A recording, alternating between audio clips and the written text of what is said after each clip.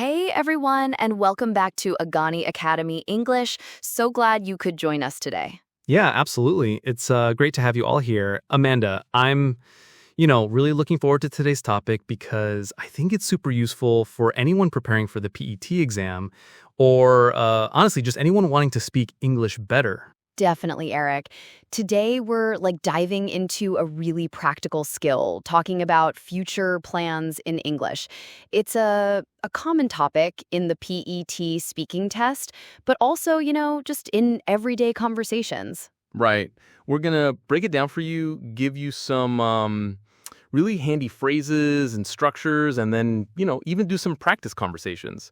So by the end of this episode, you should feel much more confident about expressing your future goals and arrangements. That's the goal. So stick with us because we've got an engaging and informative session planned, especially for our intermediate learners out there. Let's get started. So, Eric, why is talking about future plans such a big deal, especially for the PET speaking test? I mean, it seems like pretty natural, right? Well, it is, Amanda, but it's also like a really common topic, and it shows the examiners that you can use different tenses correctly. It's not just about saying what you're going to do, but how you say it, too. Like, are you using the right grammar? Ah, I see. So it's about demonstrating your grammatical range, isn't it? What are the key tenses or phrases we should be thinking about then? Exactly. The big three, I'd say, are going to, will, and the present continuous. So, going to is super useful for plans you've already made, right? Like, I'm going to visit my grandparents next weekend. It's a definite plan, or even predictions based on what you see. Like, look at those dark clouds. It's going to rain. Yeah, that makes sense. And then will, that's for more spontaneous decisions or predictions without evidence, isn't it? Like if someone says, "Oh, I'm thirsty," you might respond, "I'll get you some water." Or "I think I'll study English every day from now on." Yeah, exactly. For those on-the-spot decisions or even promises like, I will help you with your homework. And then we have the present continuous. Now, this one can be a bit tricky because people think it's only for things happening now, but it's also really common for fixed arrangements in the future. Oh, right. Like, I'm meeting Sarah for coffee at 3 p.m. tomorrow. That's a fixed arrangement. It's in your diary. Precisely. So, mastering when to use going to, will, and the present continuous, especially for those future arrangements, is key to sounding natural and getting a good score in the PET. We'll be using these a lot in our next section. Okay, so now that we've talked about the theory, Amanda, how about we put it into practice? Let's have a little chat about our upcoming weekend plans, just to show everyone how these tenses actually work in, a real conversation. Oh, I love that idea, Eric. Perfect. So what are your plans for the weekend? Anything exciting going on? Well, this weekend I'm gonna visit my cousins in the countryside. It's been ages since I saw them, so I'm really looking forward to it. We're driving up early Saturday morning. Oh, that sounds lovely. A countryside escape. And what are you going to do there? Anything specific planned with your cousins? Yeah, we're gonna have a big barbecue on Saturday evening if the weather's good. And then on Sunday morning, my cousin, she's really into hiking, so we're planning to go for a long walk in the hills. I hope I don't get too tired. What about you, Amanda? What are you up to this weekend? Well, my weekend is a bit different. On Saturday morning, I'm meeting my friend Chloe for a yoga class.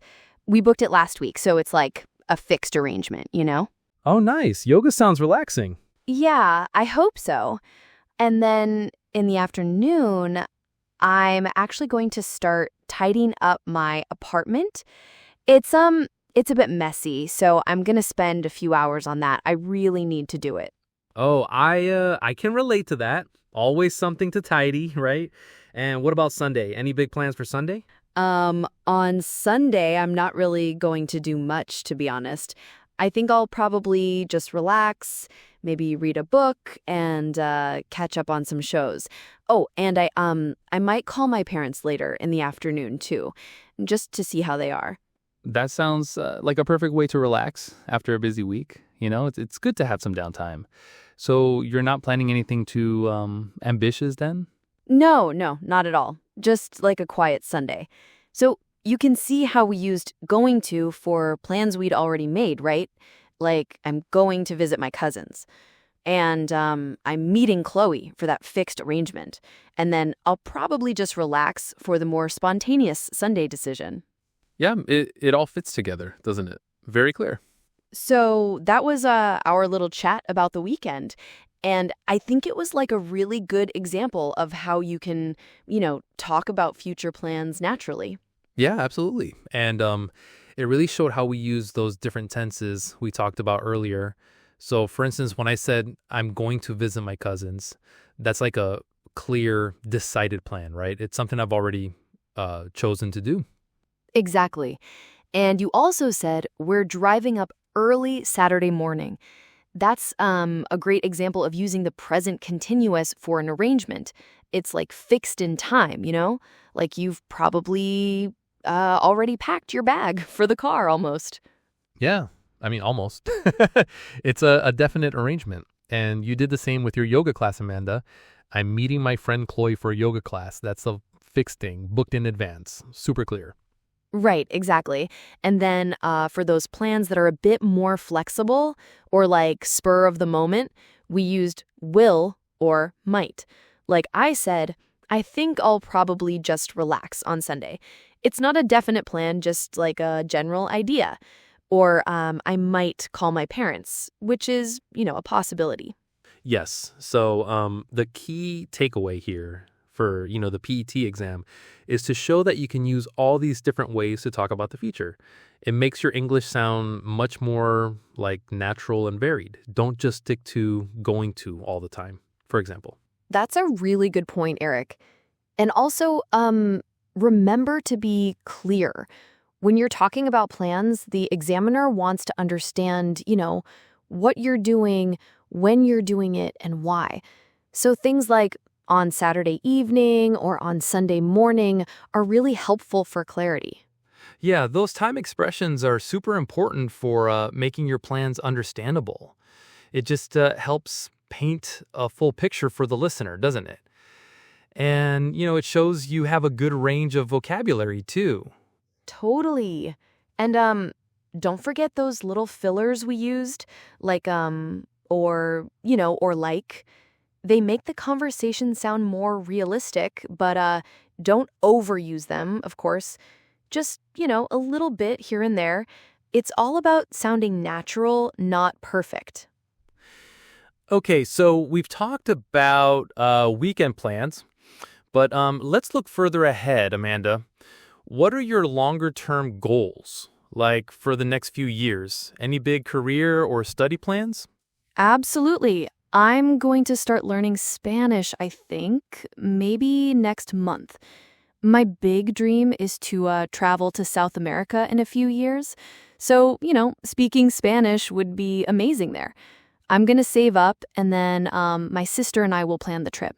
Oh, Spanish. That's awesome. So you're going to study Spanish and then travel. That's like a really clear long-term plan with, some definite steps. Yeah, exactly. And you can see how for these longer-term plans, we still use going to for clear intentions. And I want to, or I hope to, for aspirations. It's all about communicating your ideas clearly. So we've covered a lot today, Eric. What are some final tips you'd give our listeners for talking about future plans in the PET exam? Well, I think first, remember to use a mix of tenses. Don't just stick to going to. Try to, include will for predictions or spontaneous decisions, and the present continuous for definite arrangements. Also, don't be afraid to add some detail. It shows you can elaborate on your ideas. Yeah, that's a good point. And what about mistakes? Are there any common ones you see students make that, we should warn them about? Definitely. A common mistake is not using the correct prepositions. For example, I'm going to travel to Spain, not I'm going in travel at Spain. Also, sometimes people just give very short answers. Try to extend your answers even just a little bit to show off your vocabulary and grammar. And, make sure you sound confident. Right. And, the best way to get confident is to practice. So our final tip is talk about your own future plans with your friends, your family, or even just to yourself in the mirror. It really helps. Well, that brings us to the end of another episode of Agani Academy English. Yeah, it sure does. Thank you so much for tuning in and joining us today. We really hope you found it useful for your PET speaking practice, especially for talking about future plans. Absolutely. And, if you found this helpful, please remember to subscribe to Agani Academy English wherever you get your podcasts. It really helps us out, and you won't miss any new episodes. And don't forget to put what you've learned today into practice. Talk about your weekend, your holiday plans, your study goals, whatever. The more you practice, the more confident you'll become. That's right. So until next time, keep practicing your English, and we look forward to having you join us again for the next episode of Agani Academy English. Bye, everyone.